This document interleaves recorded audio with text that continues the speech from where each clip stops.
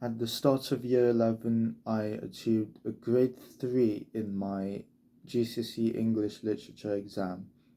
You can imagine how stupid I felt after this, but in the end of the GCSEs, I achieved 8 in GCSE English Literature and English Language.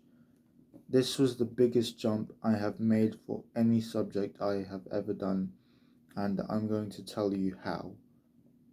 So, what took me a very long time to realize is that GCSE English rewards what I like to call intelligent waffling more than using actual facts. And what this means is that every time I wrote about something which you could actually make out of the text in my analysis for literature and English language, I realized that when I was analyzing the text and making something meaningful, something you could actually see out of the text, I was not getting many marks. Only when I started making things up, basically waffling, but in an intelligent way about the text, inferring crazy things which aren't exactly inferred but are slightly assumed from reading the text, did I get more marks? And that seems very vague, but for example, I was given a text on a fight between a dog and a short person, and I inferred that the fight was very vicious and brutal. And that wasn't actually implied from any words in the text, except I had to make up my own inference, and that is what achieved more marks. So GCSE English rewards the more vague, the more abstract themes which you write about, the more abstract inferences, things which you infer which are more hidden in the text than just seeing what just writing from what you see from the words you see on the text. So you have to do this intelligently. You have to make it flow. You have to make it somewhat like persuasive, somewhat.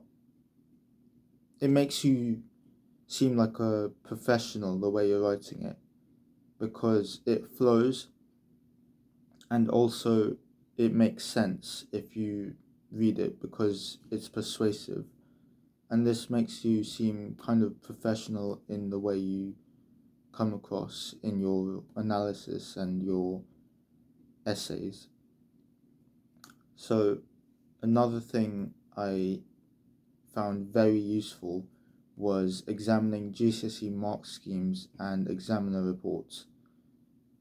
For anyone really struggling in a subject, this is always something you can do, and for GCSE English, this is no exception. The mark schemes give information on what kind of essays get the highest band of marks, and usually it's perceptive, persuasive, things like this. The the big words I had to find out and I didn't understand. So being perceptive is, like I said, having that kind of detector to see what kind of smaller details and bigger theme is hidden within the text, which you have to infer. The more focused theme, which isn't exactly there, but you can find it in the hidden in the text, in the nuance of the text. And this was extremely helpful because it helped me formulate a sort of formula for what exam structure I can use.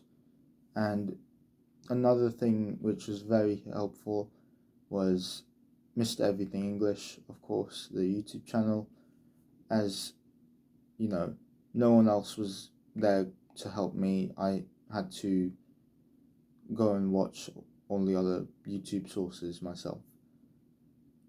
So I do recommend that channel. I recommend finding out what mark schemes for each question say and realizing what you have to do for each question. Memorize it, get it down for your exams.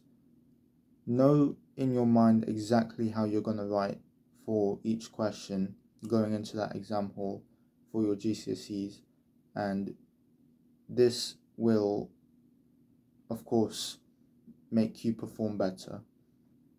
If you're finding advice like this helpful, I have a link below to my paid program called the Grade 9 Mastery. Join that if you're finding it useful.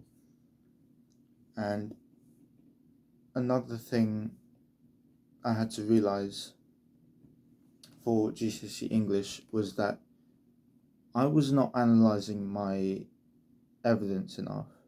You know how you have your points evidence and basically the rest of it is just analysing your technique, your everything else. So you have to put so much more into that analysis than you realise.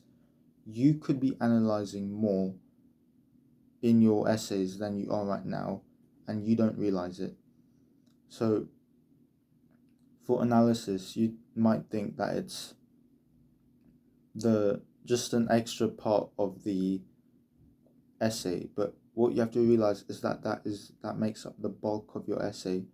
Most of your essay should be on your analysis, and that analysis should be as deep and detailed as possible. So when you think you're done, you have to realize, actually, there's more I can write about this. You have to, like I said, intelligent waffling. You have to make more kind of points in your analysis of why this proves what you're trying to prove. And this is going to make your points, your whole essay more, your whole stance stronger, the whole persuasive aspect of the essay stronger, because you appear to be more perceptive as you're analysing more, and that gets you more marks. Last thing I had to realise was in creative writing, most of the marks actually come from small things, to be honest. You would think that you have to rewrite some crazy story like Harry Potter, but no. You can write about the boringest thing in the world and you can still get high marks. I remember in my creative writing essay for paper 1 of English language, I was given a image of a desert with a sun in the background, and I had to write a story based on that. All I wrote about was a man who was stuck in a desert, who was lost and dying. That is all I wrote about, and I wrote a whole page and a half or 2 pages on that, and mostly I packed it with big words like paradoxical, lackadaisical, something long, and it shows that you have a high and developed vocabulary, even if you actually don't, like I do, and that gets you more marks. Varied structure was also powerful for this, and this will get you more marks.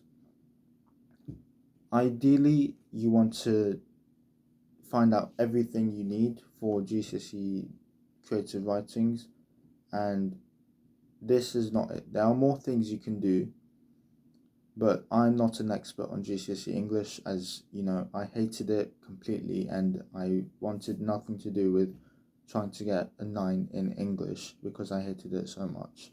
But still, this advice got me from grade 3 to grade 8.